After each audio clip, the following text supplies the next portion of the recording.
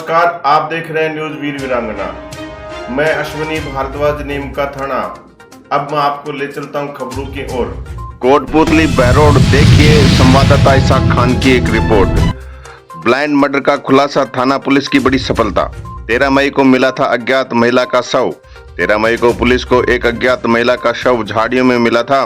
प्रारंभिक जांच में पता चला कि महिला की हत्या कर शव को ठिकाने लगाया गया था। इस ब्लाइंड मर्डर की गुत्थी सुलझाने में पुलिस को कड़ी मेहनत करनी पड़ी। मृतक महिला और आरोपी के थे संबंध। जांच के दौरान खुलासा हुआ कि मृतक महिला एक शादीशुदा व्यक्ति दिलीप बावरिया के साथ लंबे समय से रह रही थी। महिला आरोपी पर अपनी पत्नी को छोड़ने का दबाव बना रही थी, जिससे उनके बीच तनाव बढ़ता ही गया। हत्या का तरीका और आरोपी की योजना भी थी गंभीर। दिलीप बावरिया ने मौका देकर महिला की हत्या करने की योजना बनाई।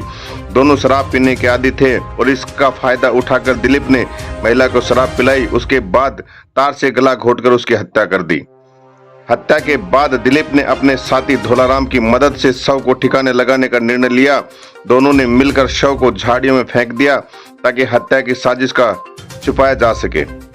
पुलिस ने अपनी सूझबूझ और तत्परता से इस ब्लाइंड मर्डर केस को सुलझाया और मुख्य आरोपी दिलीप बावरिया और उसके साथी धोलाराम को गिरफ्तार कर लिया। अब आरोपी कानून के शिकंजे में है और उन पर कानूनी कार्रवाई की जा रही है। पुलिस की सफलता से न केवल एक जघन्य अपराध का खुलासा हुआ है, बल्कि समाज में एक संदेश भी गया है कि कानून से बच पाना नामुमकिन है। दिनांक 13/5/2024 को खरखड़ी रोड पे एक अज्ञात महिला की लाश मिली थी। उस पर मुकदमा दर्ज हुआ था और उसमें हमारे एसएचओ साहब ने और हमारे सीओ साहब ने बड़ी मेहनत करके उस महिला को आइडेंटिफाई करके उस में मुलजिम गिरफ्तार किए हैं।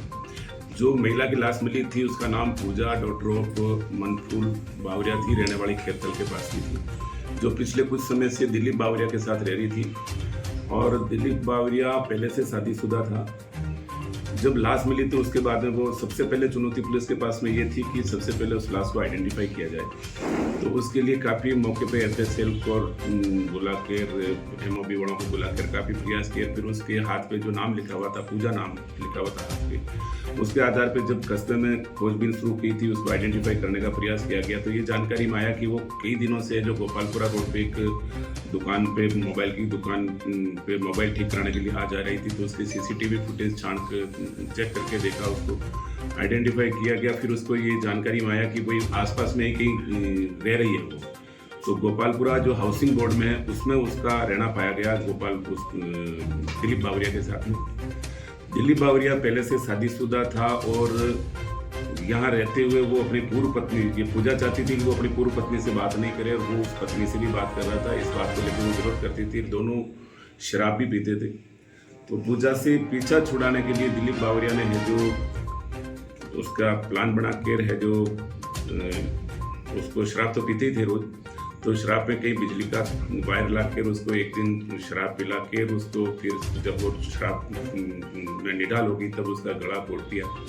फिर उसको लाश को ठिकाने लगाने वाली बात थी। तो लाश को ठिकाने लगाने के लिए उसने अपने एक रिश्तेदार जिसका नाम धोलाराम है, जहाँ नौरंगपुरा में रहता है, उसको बुलाया। दोनों ने मिलकर फिर उस लाश को हाउसिंग बोर्ड से ले जाके खरखड़ी रोड पर डाल दिया था, जिस पर मुकदमा दर्ज किया और उन दोनों को गिरफ्तार किया गया। हमारे एसएचओ साहब ने, सीओ साहब ने बड़ी मेहनत की इसमें और राजेंद्र जी के नेतृत्व में पुलिस की टीम ने जो काफ़ी प्रयास करके उसको, सबसे बड़ी चुनौती जो थी कि महिला आइडेंटिफाई नहीं थी, उसको आइडेंटिफाई करके उस मुलजिम तक पहुंचना और उसकी गिरफ्तारी। तो सर गिरफ्तार दोनों को किया कि अभी एक को? नहीं, दोनों। तो सर अभी आपने प्रथम दृष्टया बताया कि उसको करंट की भी बात बता रहे हैं, तो करंट लगाया गया, गला दबाया? नहीं, करंट नहीं, वायर तो लाया सर, उससे उसका गला घोटा दारू पिलाने के लिए। बिजली वायर से गला? हाँ, बिजली के वायर से, मतलब जो वायर होता है उससे। तो प्रथम दृष्टया प्रेम प्रसंग मामला माना जा सकता है एक तरीके से? नहीं, वो पत्नी के रूप में रह रही थी। दो पत्नियां, पहले 2 बार शादीशुदा था, ये तीसरी और इसको और रखे हुए था। वो पत्नी के रूप में 2-2.5-3 साल से इसके साथ ही रह रही थी। सर इसमें जो